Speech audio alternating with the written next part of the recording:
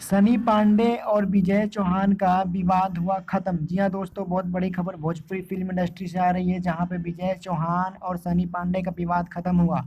दोनों के बीच विवाद एक दोस्ती गाने के ऊपर हुआ था। दोनों ने दोस्ती गाने गाया था, लेकिन सनी पांडे ने विजय चौहान का गाना कॉपी करके गा दिया था, जहां पे विजय चौहान ने सनी पांडे का गाना स्ट्राइक मार के यूट्यूब से डिलीट करवा दिया था।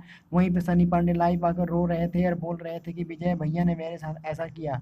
लेकिन अब देखने में ये आ रहा है, जहाँ पे सनी पांडे ने इंस्टाग्राम पे एक फोटो शेयर किया है, जहाँ पे विजय चौहान और सनी पांडे दोनों मिल के खड़े हैं। दोनों एक दूसरे के हाथ कंधे पर रखे हुए हैं।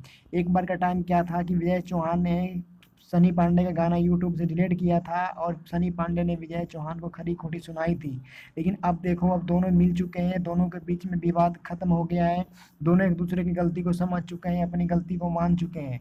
दोस्तों, आप क्या कहना चाहते हैं दोस्ती गाने के बारे में, क्योंकि दोस्ती गाने आज बच्चा बच्चा के मुंह पे ये गाना प्रचलित है। वीडियो पसंद है तो वीडियो को लाइक और चैनल को सब्सक्राइब करें। अगर आप हमारे चैनल पे नए हैं तो वीडियो को लाइक करें।